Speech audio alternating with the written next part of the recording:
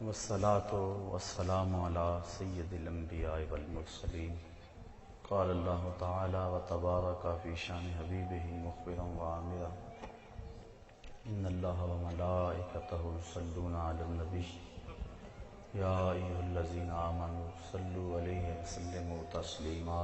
الصلاة والسلام عليك يا رسول الله وعلى آلك وأصحابك يا محبوب رب العالمين. الصلاة والسلام عليك يا راحة العاشقين وعلى آلك وأصحابك يا محبوب رب العالمين.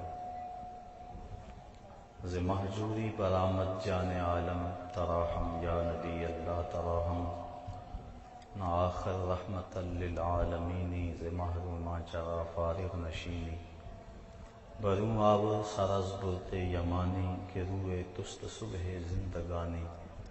قدیم طائف نالین باکن شراکت رشتہ جہاں ماکن. چے باشد گر کنی سوء نگاہے ہمیشہ گر نہ باشد گاہے گاہے. نگاہے یا رسول اللہ نگاہے 100,000 جبریل اندر بشر بہر حق سوء غریباں یک نظر. یا رسول اللہ انظر حالنا یا حبیب اللہ اسمع قالنا. اننی فی بحر غم مغرق خذ یدی ساحل لنا اشکا لنا. یا صاحب الجمال و یا سید البشر من وجهک المنیر لقد نور القمر.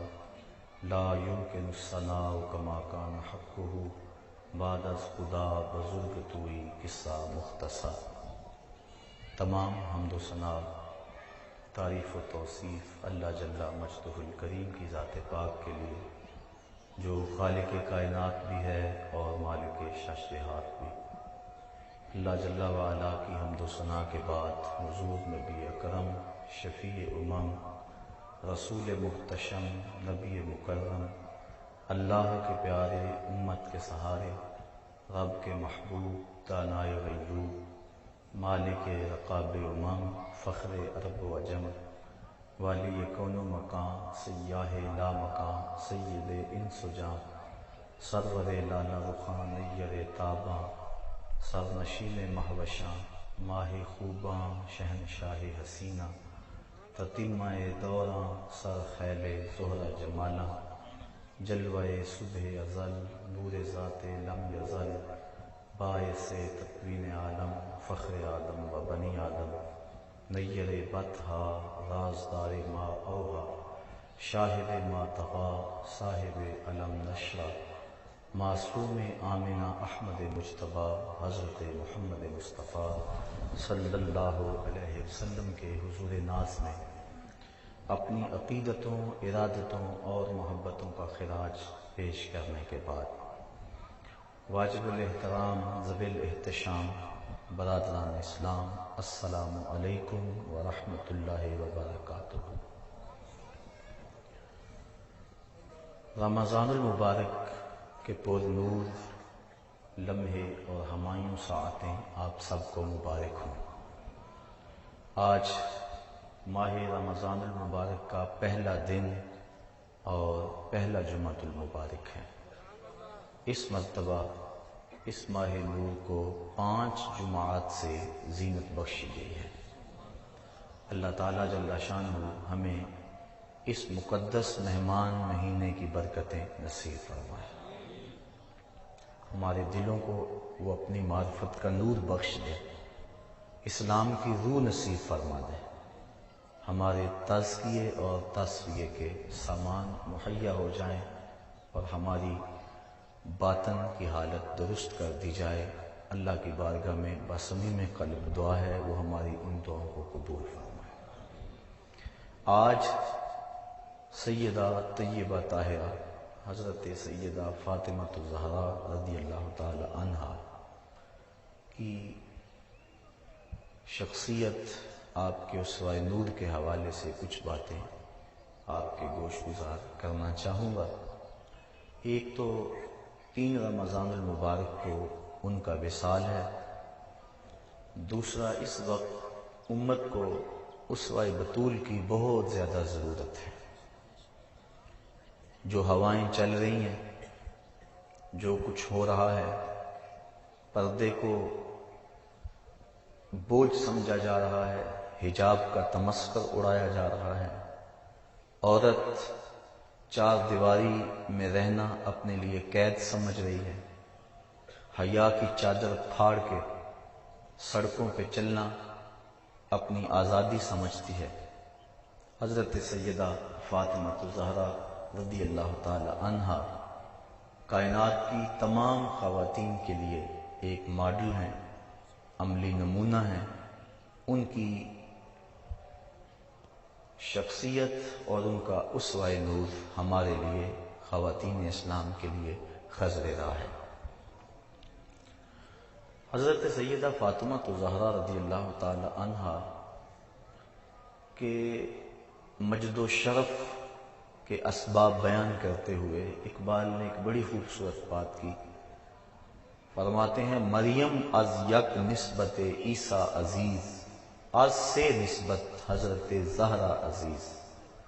مریم ایک نسبت سے عزیز ہیں، اور وہ یہ کہ وہ حضرت عیسیٰ علیہ السلام کی والدہ ماجدہ ہیں، لیکن حضرت فاطمہ کو 3 نسبتیں حاصل ہیں۔ پہلی نسبت نور چشم رحمت للعالمین، امام اولین و آخری۔ دوسری نسبت بانو تاجدار حل عطا، مرتضی مشکل کشا شیر خدا۔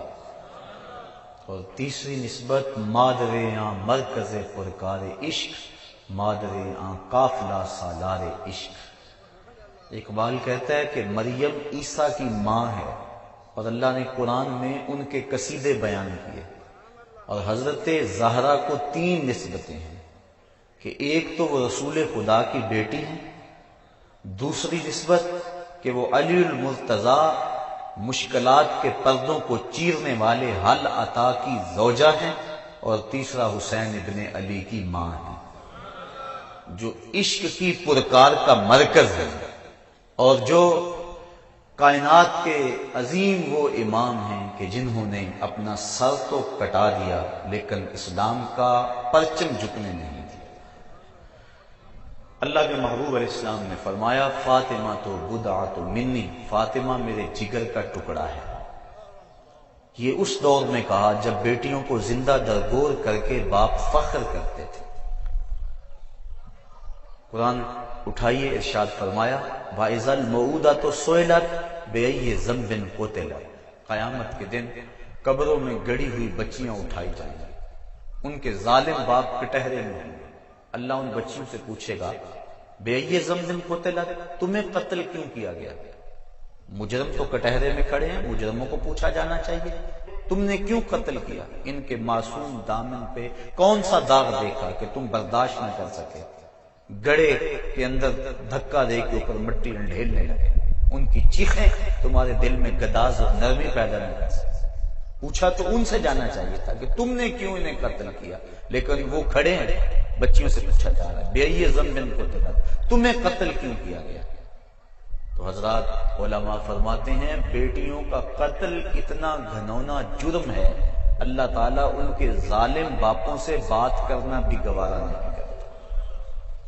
تو یہ ہے عرب کا معاشرہ کہ بیٹیوں کو زندہ درگور کیا جا رہا ہے۔ اس دور میں آج میں اپنی بیٹی کے لیے محبت کا کوئی جملہ بولوں، آپ اپنی بیٹی کے لیے کوئی پیار بھری بات کہہ دیں تو یہ بڑی بات نہیں ہے، کیونکہ اس دور میں بیٹی سے پیار باپ کے سینے میں کوٹ کوٹ کے دھرا ہے۔ تبھی تو بوڑھا باپ اپنی جھکی ہوئی کمر پہ گوریاں لاد لاد کے مزدوری کر رہا ہے کہ میں نے بیٹی کے ہاتھ پیلے کرنے۔ جوان بھائی فیکٹری میں اوور ٹائم لگا رہا ہے کہ میں نے اپنی بہن کی شادی کرنی۔ آج بہن کے لیے، بیٹی کے لیے دلوں میں محبتوں کے جذبات ہیں۔ جب بیٹی کو گھر سے ماں باپ رخصت کرتے ہیں تو سارے پھوٹ پھوٹ کے روتے ہیں۔ بیٹی کا وجود گھر کی زینت ہے، بیٹی چار دیواری کی رونق ہے، بیٹی گھر کی آبرو ہے۔ آج اگر بیٹی کے لیے محبت کا کوئی جملہ میں اور آپ بولیں تو یہ بڑی بات نہیں ہے، لیکن جب بیٹیوں کو زندہ درگور کیا جا رہا تھا اس دور میں میرے آقا کریم نے کہا بیٹیوں کو قتل کرنے والے سن لیں، تم تو قتل کر کے فخر کرتے ہو، تم تو قتل کر کے آسودہ ہو جاتے ہو، لیکن میری بیٹی تو میرے جگر کا ٹکڑا ہے۔ حضور نے یہ محبت دی۔ جب سیدہ فاطمہ حضور علیہ السلام کی خدمت میں حاضر ہوتی تو حدیث میں آتا ہے فَأَجْلَسَهَا فِي مَجْلَسِهِ، حضور انہیں اپنی مسند پہ بٹھاتے، اٹھ کے استقبال کہتے، مرحبا کہہ کے پکارتے۔ اللہ اکبر۔ اور سیدہ فاطمہ الزہرا رضی اللہ تعالی عنہا نے بھی اپنے باپ کے ساتھ محبتوں کی جو داستانیں رقم کی ہیں، باپ اور بیٹی کا رشتہ، اللہ اکبر۔ نبوت کا آغاز ہوا تو یہ پھول کھلا۔ 41 سال عمر ہے حضور کی کہ سیدہ فاطمہ الزہرا کی ولادت باسعادت ہوئی، اور پھر 3 سال تک اللہ کے محبوب خاموشی سے تبلیغ کرتے رہے۔ پھر جب حکم ہوا لوگوں تک پیغام پہنچائیں، دعوت رشد و ہدایت دی جانے لگی، لوگوں نے حضور کے ساتھ جو سلوک کیا، کوئی بھی اہل ایمان اس سے بے خبر نہیں۔ کھدے ہوئے گڑے، بچھتے ہوئے کانٹے، اجریاں، کیا کچھ نہیں کیا گیا، کن کن راہوں سے حضور نہیں گزرے۔ آج تو ہمارے لیے دین بڑا آسان ہے۔ ہم مسجد میں آئے تو اے سی لگے ہوئے تھے، سردیوں میں گرم پانی دستیاب تھا، ہمارے لیے قالین بچھے ہوئے تھے۔ ہم نے مشکل نہیں سہی اس دین کے لیے، لیکن پوچھو ان سے جنہوں نے اس دین کے لیے طائف کے بازاروں سے اپنے پتھر کھائے، اس دین کے لیے انہوں نے دکھ سہے، اذیتیں سہی۔ حضور علیہ السلام پر اجری ڈال دی جاتی رہی۔ حضرت سیدہ فاطمہ الزہرا رضی اللہ تعالی عنہا نے جب دیکھا ننھی عمر ہے، 9-10 سال کی عمر ہے، کہ دیکھا کہ کافر حضور کے جسم اطہر کے اوپر اجری ڈال گئے، تو وہ آئیں اور حضور کے سر سے اجری کو اتارا اور سر انور کو دھو رہی ہیں اور ساتھ رو رہی ہیں۔ کبھی حضور کے جسم پر اس قدر پتھر مارے جاتے ہیں کہ جسم لہو لہان ہو جاتا ہے، خون رکنے نہیں پاتا۔ معصوم بچی حضرت سیدہ فاطمہ الزہرا رضی اللہ تعالی عنہا، وہ چٹائی جس چٹائی پہ سجدے کیا کرتی تھی، کھجور کا بنا ہوا وہ مصلی، اس کو جلا کر اس کی راکھ حضور کے زخموں میں ڈالتی ہیں تاکہ حضور کا خون رک جائے۔ آقا کریم علیہ السلام سے کبھی شکوہ نہیں کیا۔ بیٹیاں باپ سے مطالبہ کرتی ہیں، لیکن تاریخ بتاتی ہے کہ سیدہ فاطمہ حضور سے کبھی کوئی مطالبہ نہیں کیا۔ ایک دن انتہائی بے تابی میں حضور کی خدمت میں حاضر ہوئی، آقا کریم علیہ السلام سے عرض کی کہ حضور بھوک اس قدر ہے کہ مجھ سے اب برداشت نہیں ہو رہی، آپ اللہ کی بارگاہ میں دعا کریں کہ میرے اس دکھ کا مداوع ہو جائے۔ آقا کریم جب بیٹی کو بھوک اور پیاس کی حالت میں تڑپتے ہوئے دیکھا، کونین کے خزانوں کا مالک اگر چاہتا تو جنت سے خوشے حضور کھینچ کے زمین پہ لے آتے اور فاطمہ کا گھر پھلوں سے بھر دیتے، انہیں ایک لمحہ کی بھوک بھی برداشت نہ کرنا پڑتی، لیکن آقا کریم نے سیدہ فاطمہ کی پشت پہ ہاتھ پھیرا اور ساتھ دعا دی، اے اللہ میری بیٹی فاطمہ کو بھوک ستایا نہ کرے۔ سیدہ فرماتی ہیں کہ بھوک تو موجود رہتی، لیکن بھوک کی وجہ سے وہ جو تکلیف کا احساس ہوتا وہ ختم ہو گیا حضور کے ہاتھ پھیرنے کی وجہ سے۔ اللہ اکبر۔ تو آقا کریم علیہ السلام کی یہ شہزادی گھر میں کئی دنوں فاقوں سے کاٹ دیتی۔ امام منذری نے الترغیب والترہیب کے اندر لکھا ہے کہ ایک دن محبوب خدا صلی اللہ علیہ وآلہ وسلم بھوک کی شدت میں مسجد نبوی سے باہر نکلے، آگے شیخین کھڑے تھے، 2 اور صحابی اور موجود ہوئے۔ چلتے چلتے حضرت ابو ایوب انصاری کے گھر کے قریب سے گزرنے لگے تو وہ خوشبو رسول سونگ کے جلدی گھر سے باہر آ گئے۔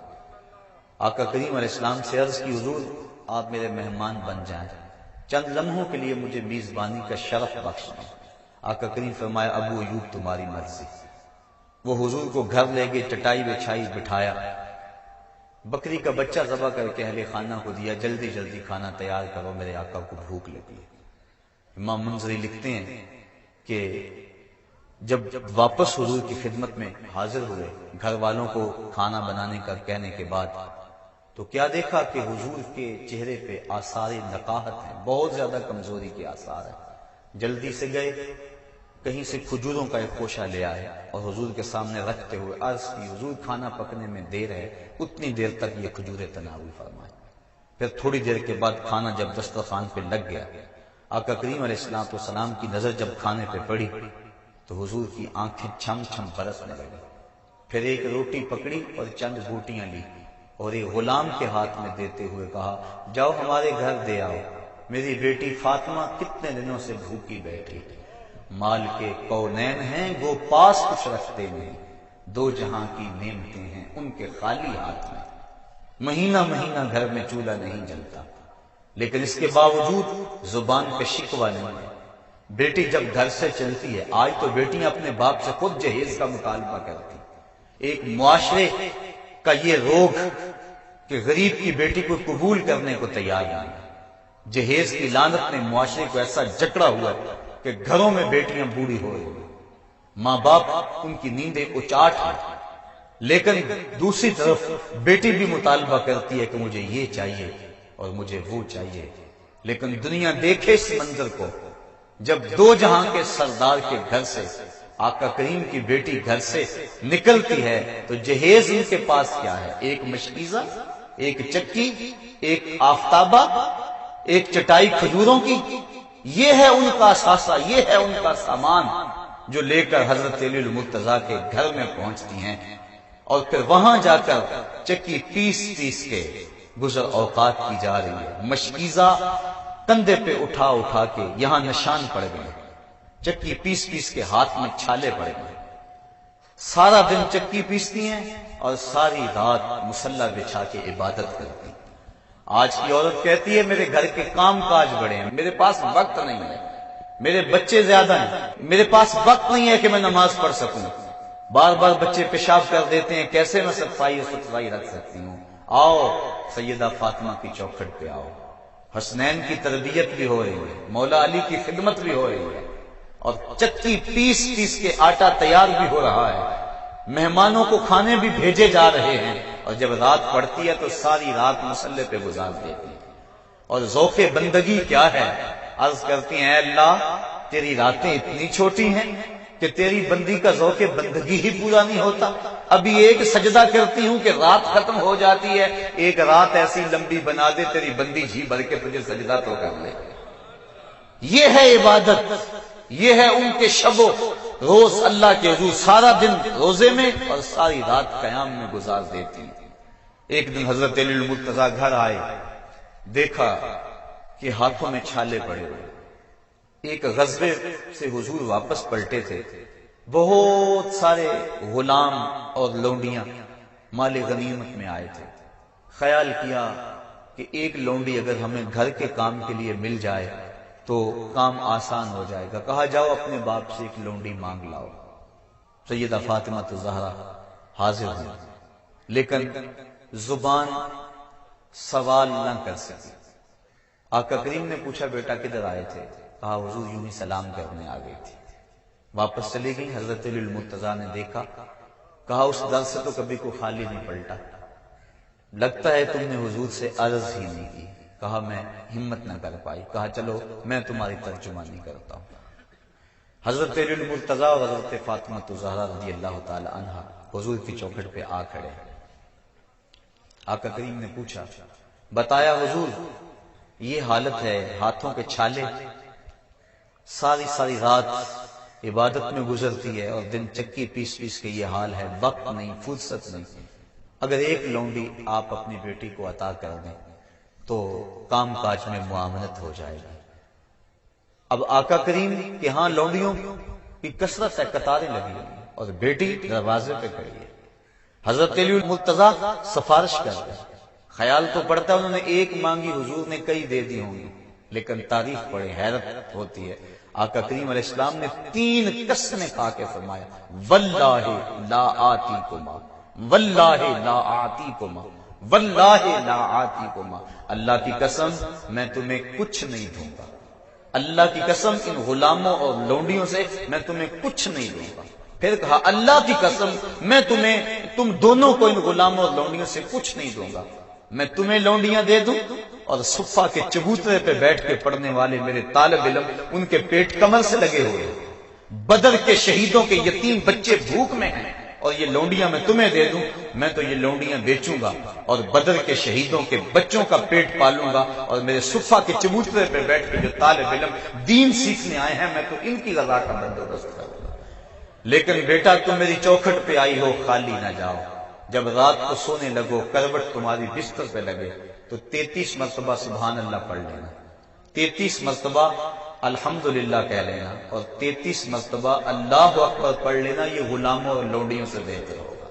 یہ جو ہم نماز کے بعد تسبیحات پڑھتے ہیں اس کو تسبیحات فاطمہ اسی لیے کہتے ہیں کہ سیدہ فاطمہ الزہرا کو اس وقت حضور نے یہ چیز عنایت فرمائی، کہا یہ غلاموں اور لونڈیوں سے بہتر ہے، یہ پڑھ لیا کرو، لیکن تم ان غلاموں اور لونڈیوں سے کچھ نہیں دوں گا، مال کے کونین ہیں وہ پاس کچھ رکھتے نہیں، دو جہاں کی نعمتیں ہیں ان کے خالی ہاتھ میں۔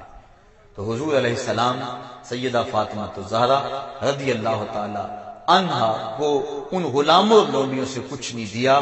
آقا کریم اپنی بیٹی سے بے پناہ محبت کرنے کے باوجود حضور نے ان کو اس انداز کے ساتھ جو ہے وہ جواب دیا تاکہ ان کا تعلق دنیاوی مال و اسباب سے نہ ہو بلکہ ان کا سارا تعلق اپنے رب کے ساتھ ہو، اور یقیناً وہ بھی یہ چاہتی تھی، انہوں نے بھی کبھی زبان پہ حرف شکایت نہیں لائی۔ یہ حضرت دلیل المرتضیٰ کے کہنے پہ اگر حاضر بھی ہوئی تو آقا کریم نے فرمایا کہ میں تجھے ان میں سے کچھ نہیں دوں گا۔ حضرت سیدہ فاطمہ الزہرا رضی اللہ تعالی عنہا راتوں کو اٹھ اٹھ کے کثرت کے ساتھ اور دن کو بھی مصلی بچھا بچھا کے رویا کرتی تھی۔ ایک دن حسنین کریمین نے پوچھا کہ امی آپ کثرت سے کیوں روتی ہیں، کیا مسئلہ ہے؟ تو سیدہ فاطمہ الزہرا نے عرض کی کہ بیٹو مجھے تمہارے نانے کی امت کا غم رلا رہا ہے۔ یہ امت کی غم خاری کا عالم ہے سیدہ فاطمہ الزہرا رضی اللہ تعالی عنہا کا۔ اپنے پیٹ بھوکے ہیں لیکن اگر دروازے پہ سائل آیا تو وہ خالی نہیں موڑا جا رہا۔ ایک دن پورا گزر گیا فاقے سے، تو کھانا تیار ہوا، حسنین کو دیا، حضرت علی المرتضیٰ کو دیا، خود کھانے لگی تو دروازے پہ دستک ہو گئی۔ سائل نے کہا میں 2 دن سے بھوکا۔ کہا بیٹا جاؤ سائل کو کھانا دے آؤ۔ کہا امی آپ بھی کھا لیں، آپ بھی تو 1 دن سے بھوکی ہیں۔ کہا میں تو 1 دن سے بھوکی اور وہ 2 دن سے بھوکا ہے، لہذا اس کا حق بنتا ہے کہ یہ وہ کھانا کھائے۔ اپنا پیٹ کاٹ کاٹ کے لوگوں تک جو ہے وہ پہنچاتے رہے، یتیم کو، مسکین کو، اسیر کو راہ خدا کے اندر لٹاتے رہے۔ اپنے جو لباس پہنا ہوا تھا حضرت سیدہ فاطمہ الزہرا نے، اس کے اوپر 12 پیبند لگے تھے اور اون جو اونٹ کی اون کا وہ بنا ہوا تھا اور 12 پیبند اس کے اوپر لگے تھے۔ یہ استغنا کا عالم ہے۔ تو سیدہ فاطمہ الزہرا رضی اللہ تعالی عنہا کو جس روپ کے اندر بھی دیکھو آپ بے مثال اور بے مثل نظر آ رہی ہیں۔ بیٹی ہونے کی حیثیت سے دیکھو تو جو اعزاز ان کو حاصل ہے کائنات کی کسی اور عورت کو حاصل نہیں ہے۔ اللہ اکبر۔ اور اگر بیوی ہونے کی حیثیت سے دیکھو تو شہزادی کونین ہونے کے باوجود حضرت علی المرتضیٰ کے گھر میں جب پہنچتی ہے تو خدمت میں کوتاہی نہیں آنی ہے۔ آج بڑے گھر کی کوئی عورت شادی ہونے کے بعد کہتی ہے کہ میں تو کبھی کام کاج اپنے میکے گھر کیا نہیں تھا، لہذا میں خامد کی خدمت اور شوہر کی اطاعت کیوں بجانا ہوں۔ لیکن حضور سے بڑا گھر کس کا ہو سکتا ہے؟ شہزادی کونین ہیں، جب یہاں حضرت علی المرتضیٰ کے گھر گئی ہیں، حضرت علی المرتضیٰ کی خدمت کو اپنا شعار بنایا ہوا، اور آقا کریم نے 4 اشخاص کے بارے میں فرمایا کہ جنت میں جانے سنے کوئی چیز نہیں روک سکتی۔ ان میں سے ایک فرمایا وہ عورت جس نے اس حال کے اندر موت پائی کہ اس کا خامد اس سے راضی تھا، فرمایا جنت کے جس دروازے سے چاہے گزر جائے اس کو کوئی روکنے والا موجود نہیں ہے۔ اللہ اکبر۔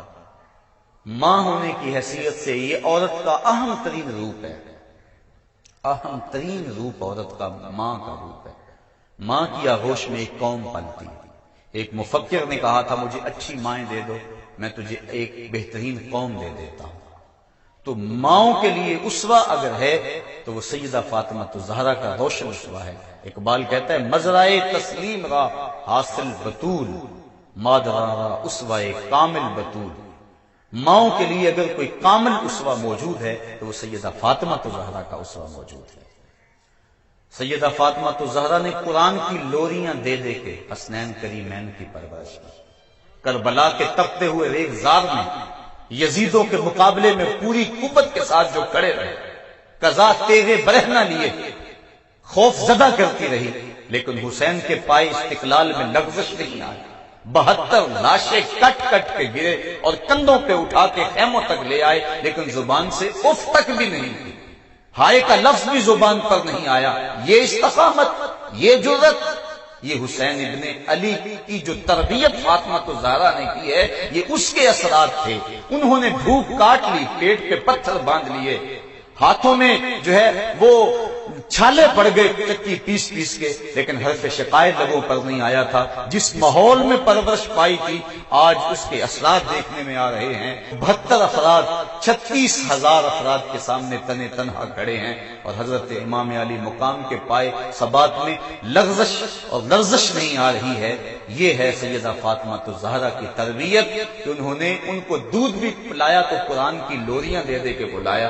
جب ان کی تربیت کی باری آئی تو سیدہ فاطمہ نے قرآن کی لوریاں دی اور دودھ پلایا، اور جب اس پر عمل کا موقع پڑا تو حسین ابن علی نے اس تربیت کی لاج رکھی، نیزے کی نوک پہ چڑھ کے قرآن سنایا.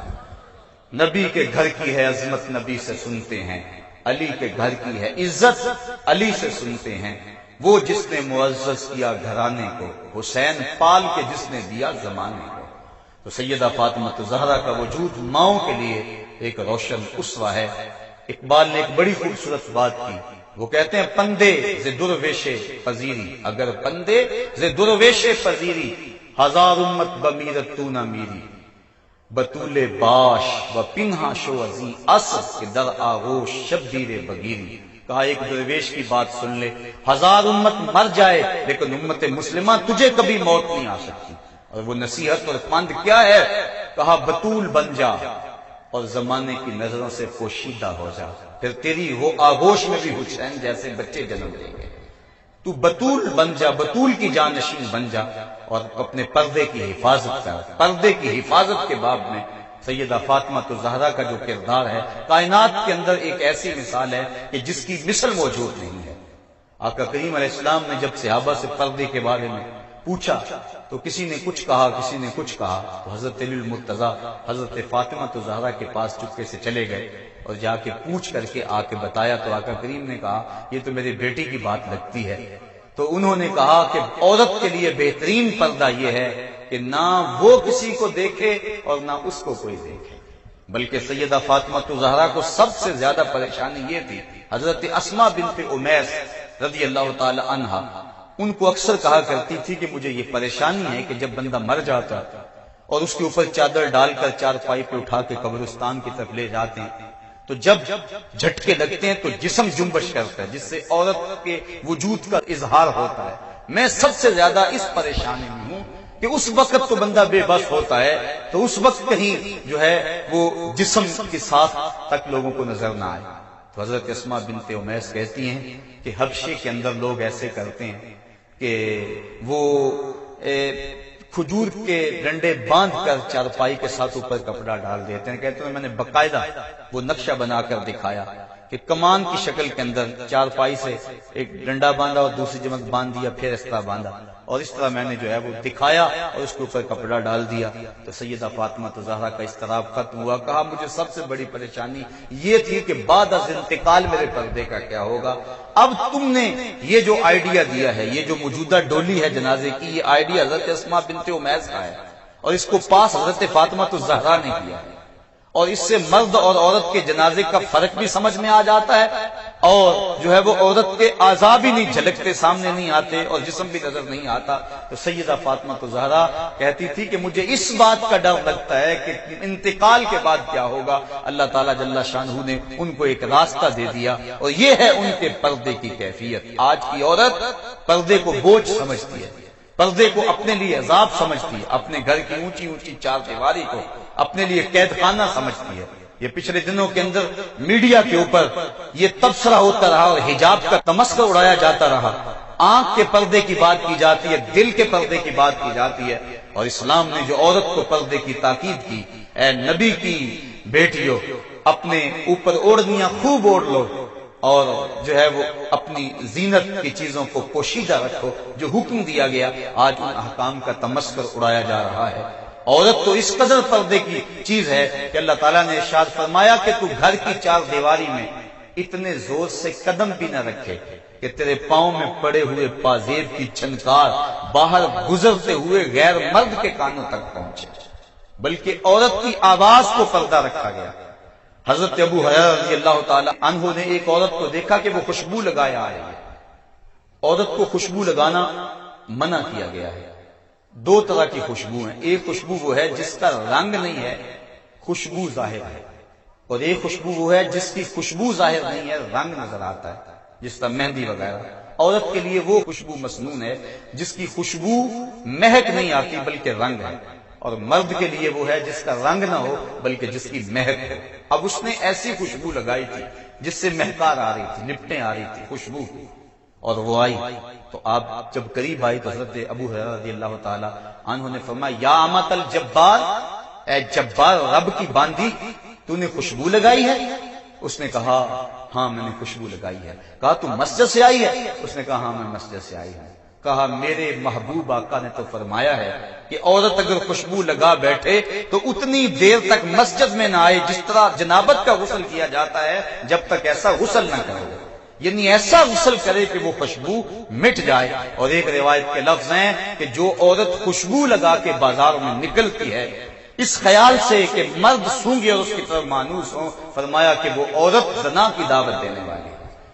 تو آج عورت بن ٹھن کے حیا کی چادر پھاڑ کے سڑکوں پہ آ گئی۔ آج ماں کو دکیا نوسی کا تانا دے کر، باپ کو بوڑھا کہہ کے، آج بھائی کی غیرت کی لالی اپنے لبوں پہ سجا کے آج وہ ماڈل گرل بن گئی، آج وہ دفتروں میں آن بیٹھی، آج وہ سڑکوں پہ آ بیٹھی، اپنے پردے کو اس نے بوجھ سمجھ کے اتار دیا۔ میری ماں، میری بہن، میری بیٹی، یہ پردہ تیرے لیے بوجھ نہیں، تیری آبرو کا محافظ ہے، تیرے برقعے کی ایک ایک سلوٹ تیرے حیا کا تیور ہے، تیرے گھر کی اونچی اونچی دیواریں تیرے حیا کا پہرا ہے۔ تو سمٹ جائے تو معاشرہ پھیل جائے گا، تو گھر سنبھال لے گی، امت ہے وہ پوری کائنات کو سنبھال لے گی، لیکن جب تو گھر سے نکلے گی تو پھر قوم کے پلے کیا رہے گا؟ آئیے آج سیدہ فاطمہ الزہرا رضی اللہ تعالی عنہا کا اسوہ نور ہم اپنے لیے اسی کو نمونہ اور اس کو ماڈل بنائیں۔ اسوہ بطول ہمارے لیے زندگی کی بہاریں ہیں۔ آج کی عورت اگر سیدہ فاطمہ الزہرا کے نقوش پاک کو اپنے لیے خضر راہ بنا لے تو آج کی وہ بہترین عورت ہے اور ایک اچھا معاشرہ تشکیل پا سکتا ہے۔ آج ہمارے معاشرے کے اندر بے پردگی کی وبا پوری قوت کے ساتھ جاری و ساری ہے۔ سیدہ فاطمہ الزہرا رضی اللہ تعالی عنہا کا اسوہ نور ہمارے لیے خضر راہ، اللہ تعالی ہمیں ان کی راہوں کا مسافر بنائے اور قوم کی بیٹیوں کو زندگی کے شب و روز ان کے طریقے کے مطابق گزارنے کی توفیق عطا فرمائے۔